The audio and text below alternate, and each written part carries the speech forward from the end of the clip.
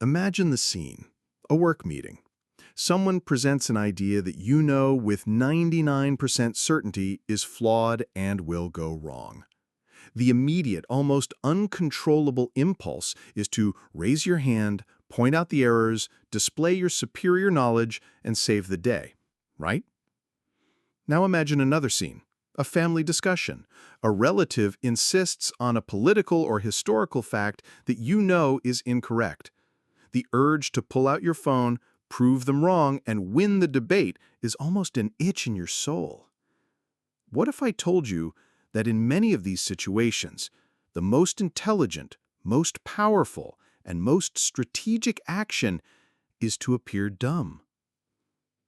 What if I told you that the most powerful weapon in the room is rarely the loudest mind, but rather the one that has mastered the art of playing the fool?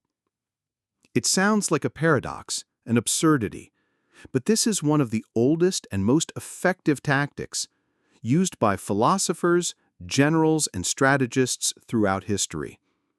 Today, on Stoic Punch, we will unravel the power of appearing dumb.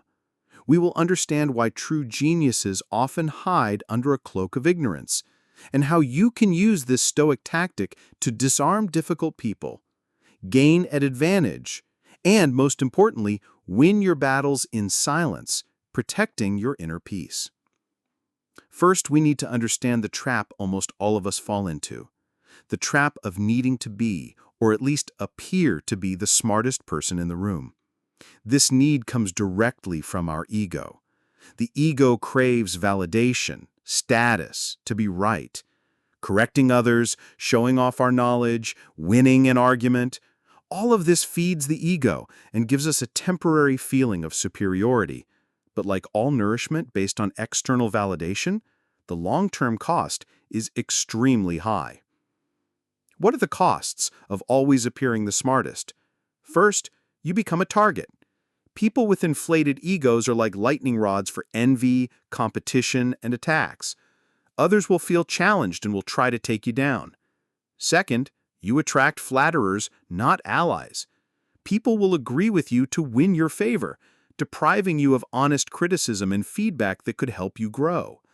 And third, and perhaps most seriously, you stop learning. The one who is always in teaching mode with their mouth open has their ears closed. When you assume the position that you know everything, you shut the door to new perspectives, new ideas, and the possibility of being wrong, which is the mother of all learning. And finally, you spend an immense amount of energy on useless battles, correcting every little mistake, getting into every online debate. It's a hemorrhage of mental energy that could be used to build your own projects and your own peace. Now, let's get to the Stoic tactic, the art of winning in silence. The fundamental principle here is to differentiate intelligence from wisdom.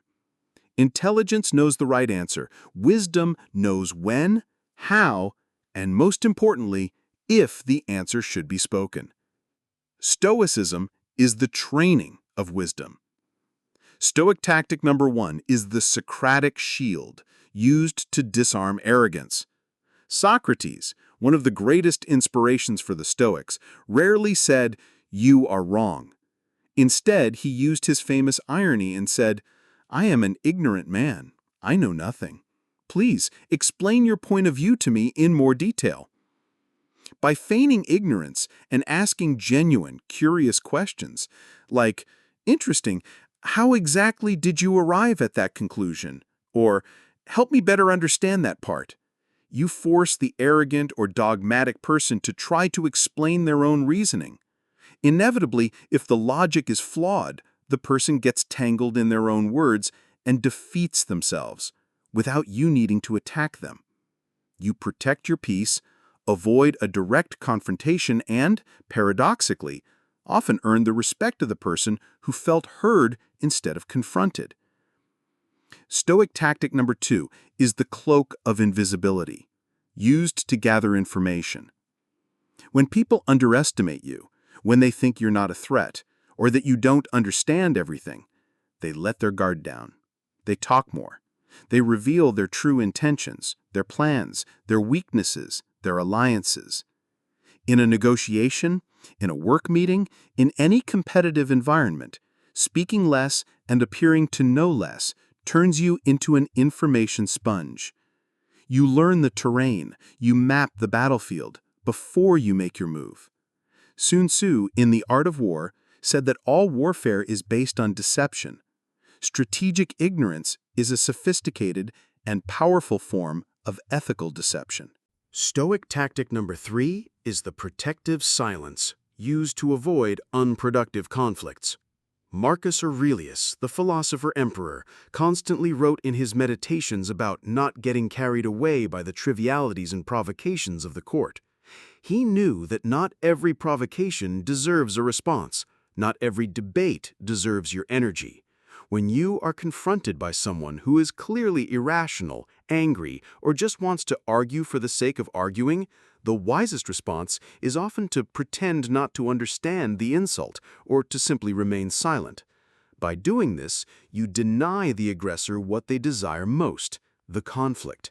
You refuse to stoop to their level. You protect your tranquility, your ataraxia, which is the most precious possession of a Stoic. It's a superpower. And Stoic tactic number 4 is the exercise in humility, used for your own personal growth. Every time you resist the ego's impulse to show off, to correct, to have the last word, you are strengthening your character. You are practicing humility. You are recognizing that you don't have all the answers and that perhaps there is value even in the most wrong perspective. By playing dumb, you force yourself to truly listen. You open yourself up to seeing the world through others' eyes, to understanding their logic, their fears, their motivations.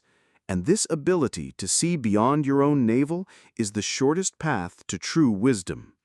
This brings us to the great paradox of silent power. Apparent power, the power that makes noise, belongs to the person who always has the answer, who dominates the conversation, who wins the debate.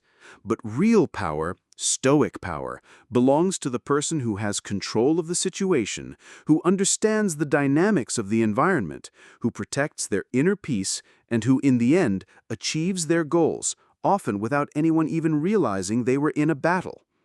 In practice, what does this look like? At work, it's letting an arrogant colleague present their flawed idea, asking only innocent questions, knowing that reality itself will expose the error without you having to create an enemy. In a family argument, it's saying, "You have an interesting point of view. I need to think more about that," instead of starting a world war over a trivial fact. In a negotiation, it's speaking 20% of the time and listening 80%. Letting the other party reveal everything you need to know. The benefits are immense. Less stress, better relationships, more strategic decisions, more learning, and a peace of mind that no one can take from you. True intelligence is not in displaying what you know, but in knowing what to display, when to display it, and most importantly, when to conceal it. Strategic ignorance isn't about being dishonest, it's about being wise. Now, the challenge is yours. Think about your last week. In what situation could you have used the art of appearing dumb to get a better result with more peace and less conflict? Share your reflection in the comments. Let's learn to use this powerful weapon together. If this counterintuitive punch of clarity gave you a new tool for your mental arsenal, then smash that like button. Subscribe to Stoic Punch for more tactics of practical wisdom. And hit the notification bell. Remember, the fool always needs to prove they are intelligent. The wise person is comfortable appearing a fool. This is Stoic Punch. When in silence.